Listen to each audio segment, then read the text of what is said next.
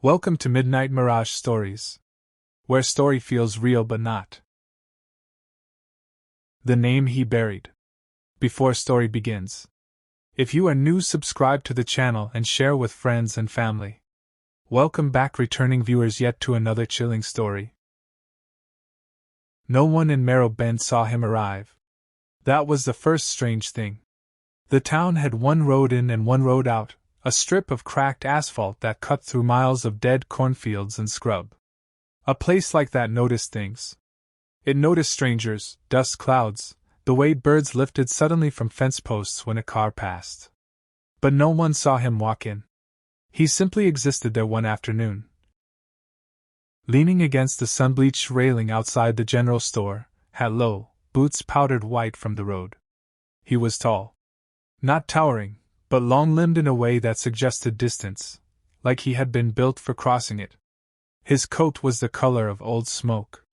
His eyes were gray enough to look different depending on the light. When Mrs. Tallant came out of the store with her paper sack of flour and coffee, he tipped his hat. "Ma'am." Polite voice. Educated, though he didn't flaunt it. She paused, because in Marrow Bend politeness from a stranger was its own kind of threat. "You passing through?" she asked. "Yes." "Got a name?" He smiled faintly. "Not one that'll matter here." That should have unsettled her more than it did. But it wasn't until later, much later, that the town would understand what that answer meant. He called himself Hale. He didn't say it outright. The name surfaced casually, dropped like a coin into conversation when the mechanic, Boyd Larkin, asked what to write on the ledger for a night's work hauling scrap from the old mill. "Hale's fine," the man said. Boyd nodded. "Hale. Easy enough." But Boyd noticed something else. The man had scars on his knuckles. Not the wild, reckless kind from bar fights. These were healed clean. Purposeful. "You a drifter?" Boyd asked. "Sometimes." "Sometimes what?" Hale lifted one shoulder. "Sometimes I drift." Boyd chuckled uneasily. Things are about to get more interesting. If you have not subscribed to the channel as yet, it only take 1 second to do so. Thanks. Let's continue. Marrow Bend had been dying for 20 years. The canneries shut down first. Then the rail lines stopped running. Then families left in slow trickles until only the stubborn, the indebted, and the guilty remained. Hale fit none of those categories. He was too deliberate to be lost. Too watchful to be aimless. Too careful to be harmless. By the third day, the town had already begun its quiet inventory of him. He rented the back room at Talland's boarding house and paid in cash. He rose before dawn. He walked the perimeter of the town as if mapping it: grain silos, church, schoolhouse, sheriff's office. He spent time by the river. And he asked questions? Not obvious ones. He didn't ask about money or property or politics. He asked about history. "Ever any trouble here?"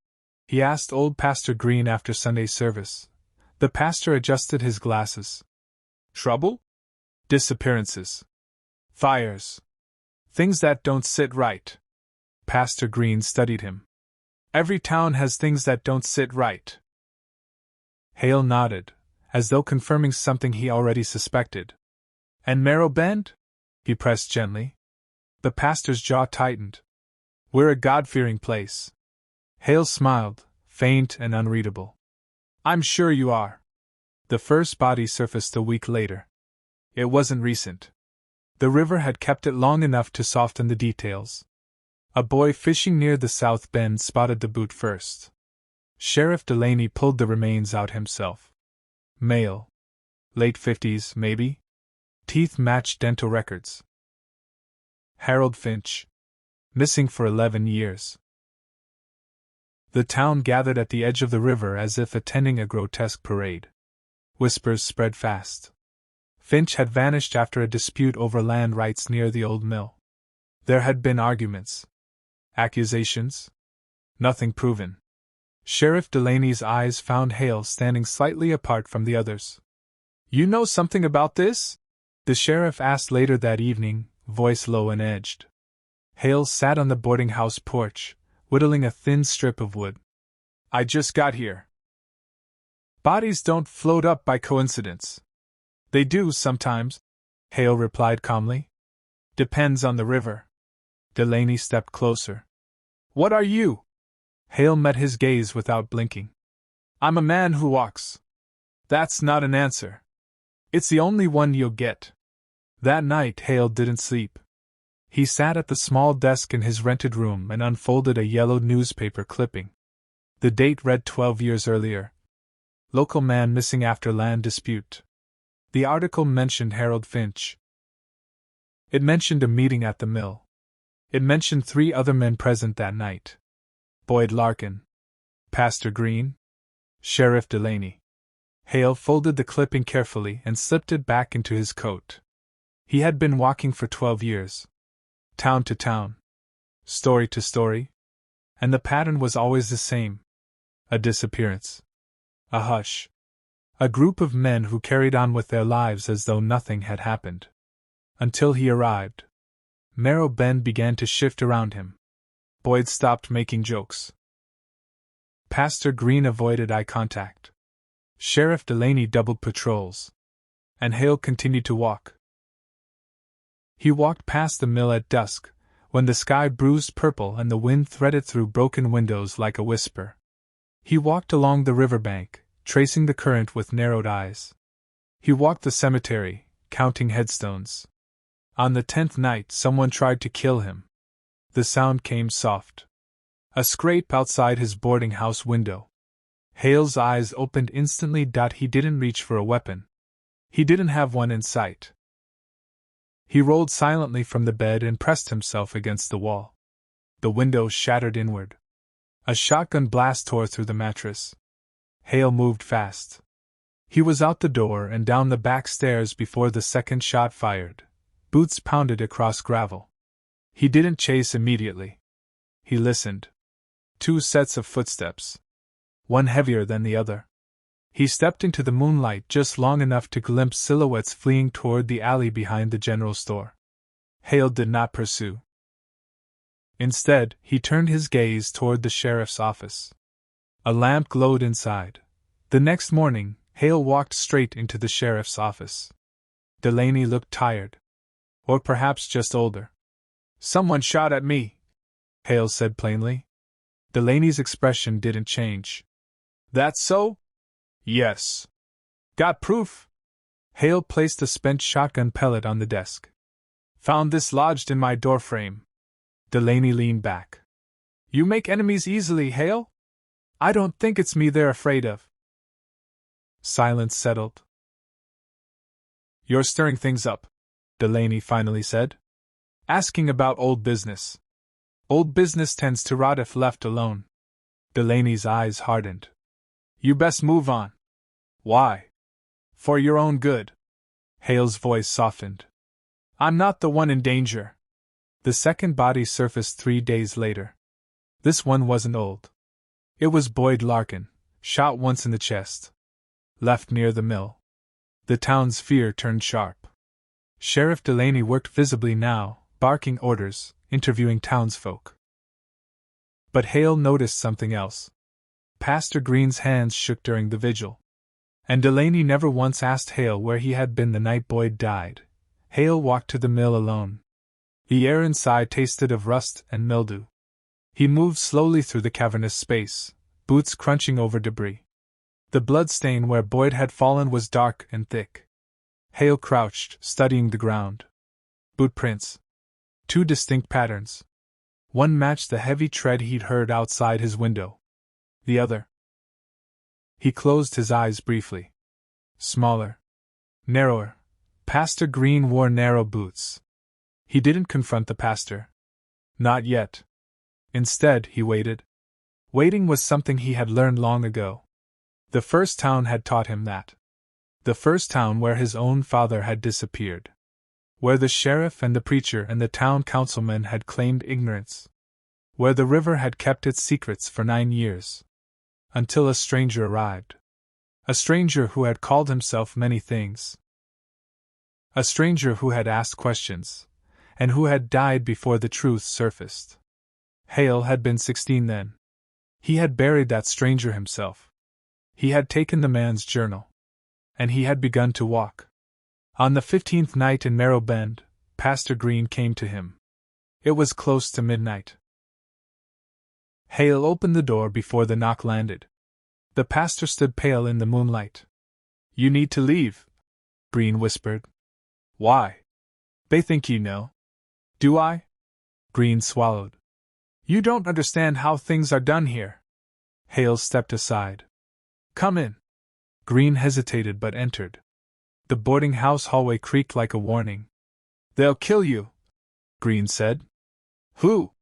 The pastor's eyes darted toward the sheriff's office down the street. Hale studied him carefully. "Was Harold Finch a problem?" Hale asked. Green's face tightened. "He was going to sell land to developers. Bring outsiders in." "So you killed him?" Green flinched. "It wasn't supposed to." The door behind him clicked shut. Sheriff Delaney stood in the hallway, shotgun in hand. "I told you to move on," Delaney said quietly. Hale didn't turn. "How many?" Hale asked. Delaney's voice was steady. "Enough." The pastor began to shake. "It was just Harold at first," Green stammered. "He was stubborn. Then there was Amos. And Daniel. They were going to talk." Hale's voice remained calm. "And Boyd?" Delaney's jaw flexed. "Boyd panicked. So you silenced him." The shotgun lifted slightly. "You don't belong here," Delaney said. "You're right," Hale replied. "I don't." The pastor suddenly lunged, not at Hale, but at Delaney. The shotgun fired.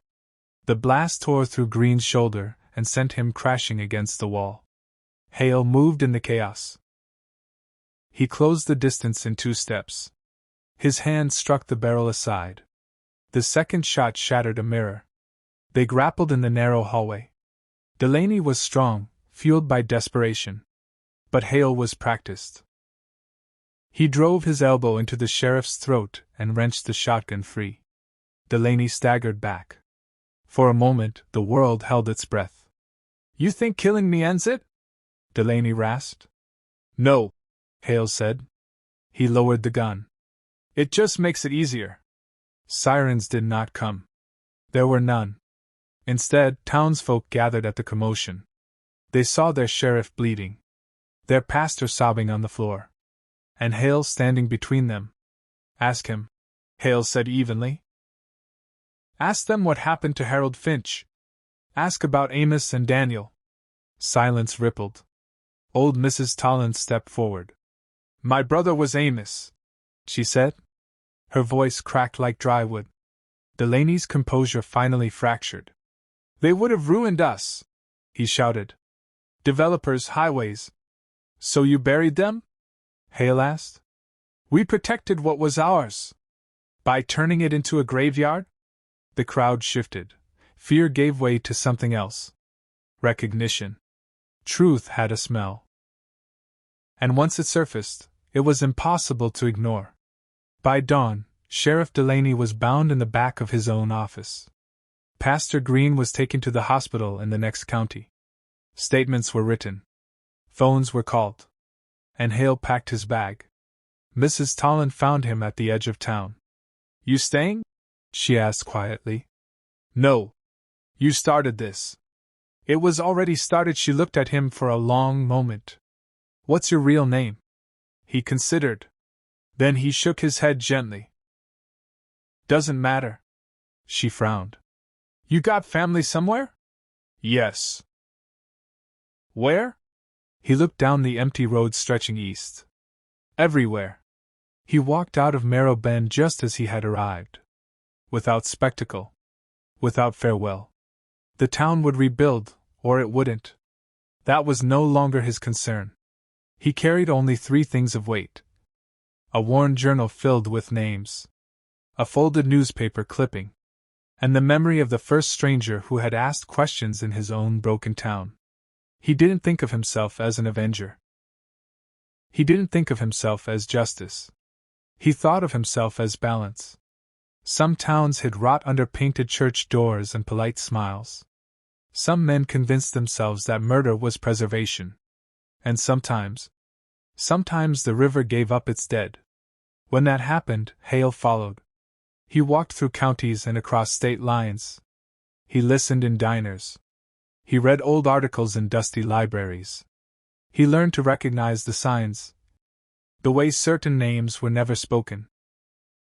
The way eyes flickered when history was mentioned. The way fear pulled beneath civility. He never stayed long. And no one ever knew his real name. 2 months later, in a town called Briar Hollow, he stood outside another general store. Another sun-bleached railing. Another sky heavy with silence. A boy rode past on a bicycle, staring openly. "You knew?" the boy asked. "For now," Hale said. "You got a name?" Hale smiled faintly. "Not one that'll matter here." He tipped his hat. And somewhere, beneath the quiet hum of a dying place, something shifted. Mr. Hale show up in another town. If you think there should be a part 2, comment below part 2. If this story captivate you, give this video a like. Subscribe if you are new. Press the notification bell to know when a new video is posted. Don't forget to leave a comment. Your feedback is important to this channel. See you here next time at Midnight Mirage.